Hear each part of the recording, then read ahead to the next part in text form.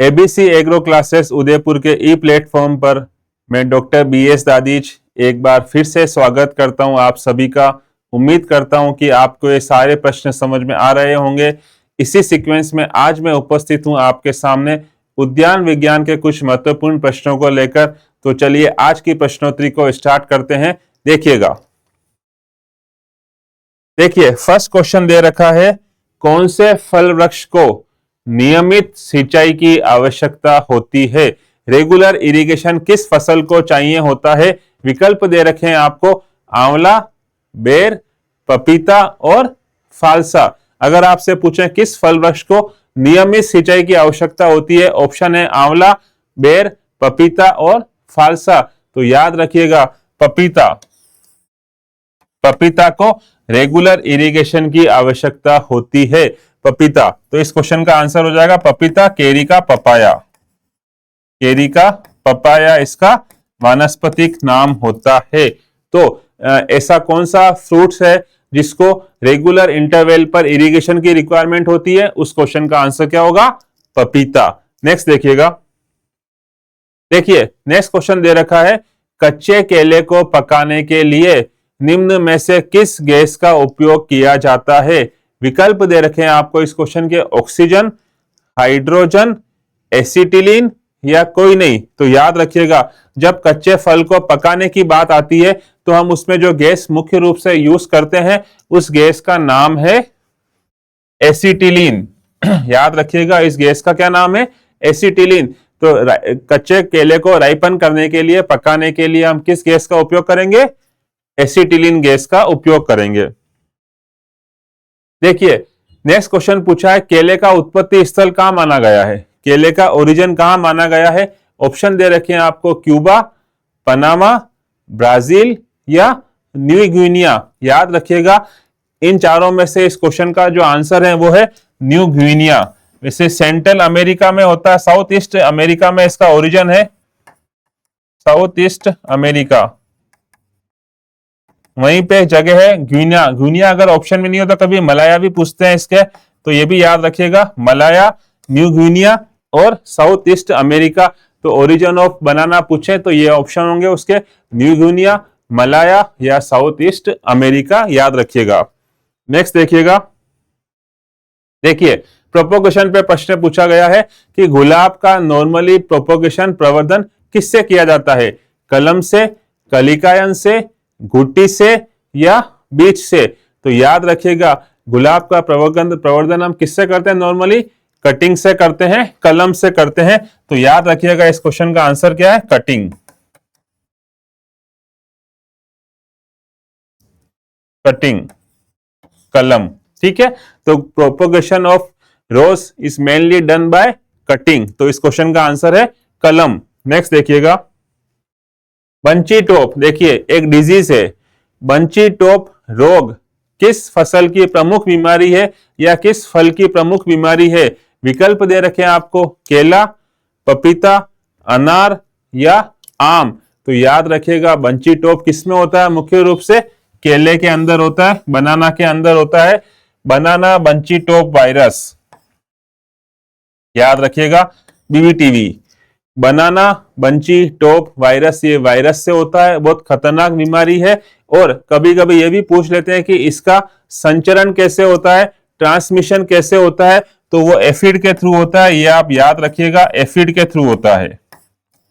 इसका संचरण जो होता है वो एफिड के थ्रू होता है।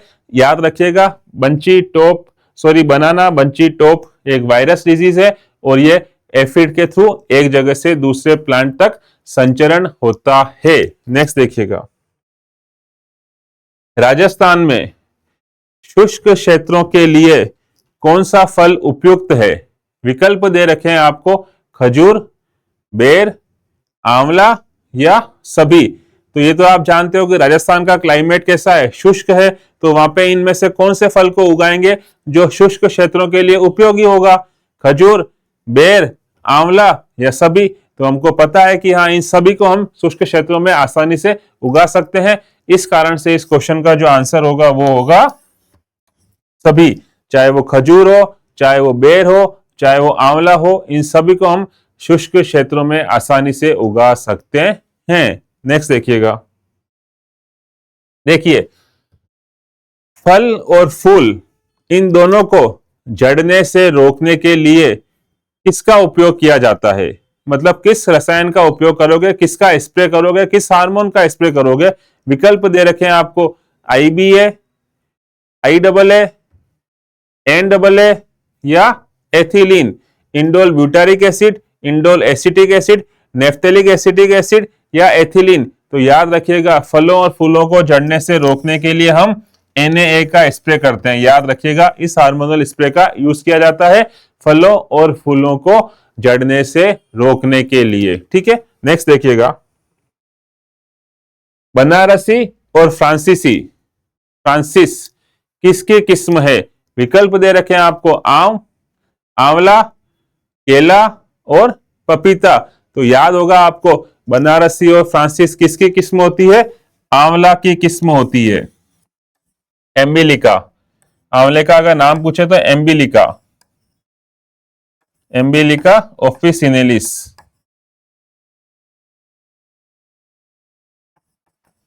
याद रखिएगा, तो बनारसी और फ्रांसीसी किसकी किस्म हो गई? आंवले की, और आंवले का वनस्पतिक नाम मैंने बता दिया आपको, एम्बिलिका ऑफिसिनेलिस। याद रखिएगा आप इसको। नेक्स्ट देखिएगा, आम की रेगुलर फ्रूटिंग वाली किस्म कौन सी है? आम की नियमित फल देने वाली किस्म कौन सी है? विकल्प दे रखे हैं आपको, नीलम, आम्रपाली, लंगड़ा और दशहरी। इन सब में से आम की ऐसी कौन सी वेराइटी है जो नियमित रूप से फल देती है? तो याद रखिएगा, इसका आंसर है आम्रपाली। आम की आम्रपाली ऐसी किस्म है जो रेगुलर फ्लावर फ्रूटिंग देती है, रेगुलर फ्रूटिंग। याद रखिएगा आप। तो आम की नियमित फल देने वाली किस्म का पूछे तो इस क्वेश्चन का आंसर क्या हो जाएगा आपका? आम्रपाली। ठीक है, नेक्स्ट देखिएगा, नेक्रोसिस एक फिजियोलॉजिकल डिसऑर्डर है, दैहिक विकार है, जो किस फल में पाया जाता है? यह होता है बोरोन की डेफिशिएंसी से, आपको जानते हो। नेक्रोसिस किस फल में पाया जाता है? आम में, आंवला में, दोनों में या कोई नहीं? तो ये आम में होता है या आंवला में होता है? तो याद रखिएगा, ये आम में भी होता है और आंवले में भी होता है। इस कारण से नेक्रोसिस किस फल में पाया जाता है? इस क्वेश्चन का आंसर यहाँ पे क्या हो जाएगा? दोनों, आम और आंवला दोनों में नेक्रोसिस की समस्या पाई जाती है। नेक्स्ट देखिएगा, बेर में कलिकायन का उपयुक्त समय क्या है? बेर के अंदर कलिकायन जब आप करते हो तो किस समय में मेनली किया जाता है? विकल्प दे रखे हैं आपको इस क्वेश्चन के, जून जुलाई, फरवरी मार्च, नवंबर दिसंबर या सभी। तो अगर आपसे कभी भी बेर के बारे में कलिकायन का पूछ लें तो याद रखिएगा, बेर में कलिकायन का सबसे उपयुक्त समय होता है, वो है जून जुलाई। ये चीज आप याद रखिएगा, बेर में कलिकायन का सबसे उपयुक्त समय क्या है? जून जुलाई में किया जाता है। नेक्स्ट देखिए, ऐसी कौन सी विधि है जिससे जब आप प्लांट्स को तैयार करोगे तो सबसे ज्यादा पौधे तैयार कर सकते हो? विकल्प दे रखा है आपको, कलिकायन, ग्राफ्टिंग, कलम या उत्तक संवर्धन। उत्तक संवर्धन का मतलब होता है टिश्यू कल्चर।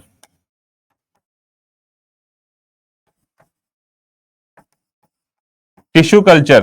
तो याद रखिएगा, अगर आपसे कभी पूछ लें कि ऐसा कौन सा मेथड है जिसमें सबसे ज्यादा पौधे हम तैयार कर सकते हैं, तो उसका एकमात्र आंसर इन चारों विकल्प में से होगा टिश्यू कल्चर।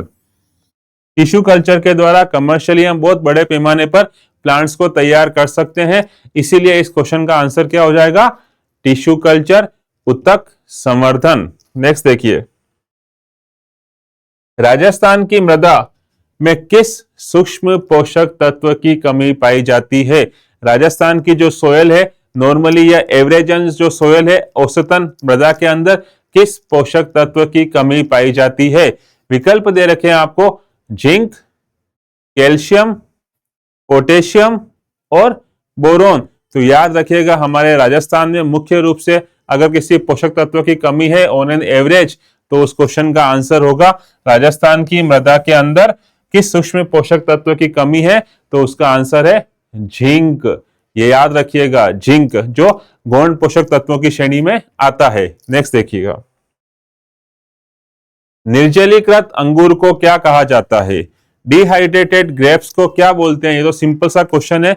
ऑप्शन दे रखे हैं आपको, किशमिश, कैंडी, छुहारा या कोई नहीं। तो याद रखिएगा निर्जलीकृत अंगूर, डिहाइड्रेटेड ग्रेप्स, डिहाइड्रेटेड,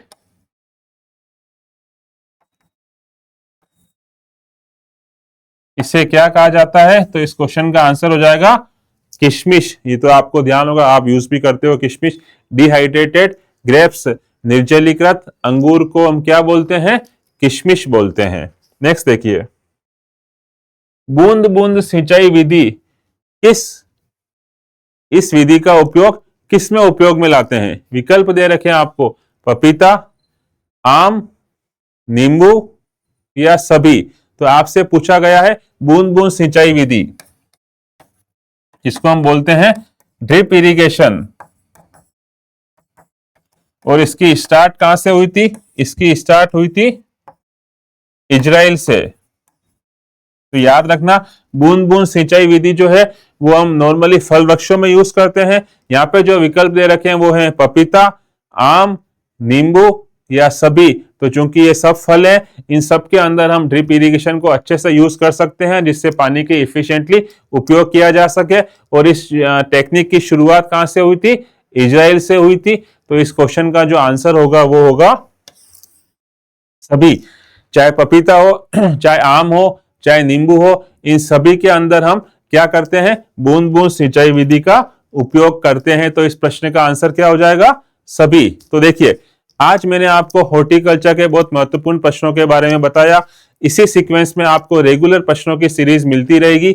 जुड़े रहिए आपके अपने एबीसी एग्रो क्लासेस उदयपुर के परिवार के साथ। बहुत बहुत धन्यवाद आप सभी का।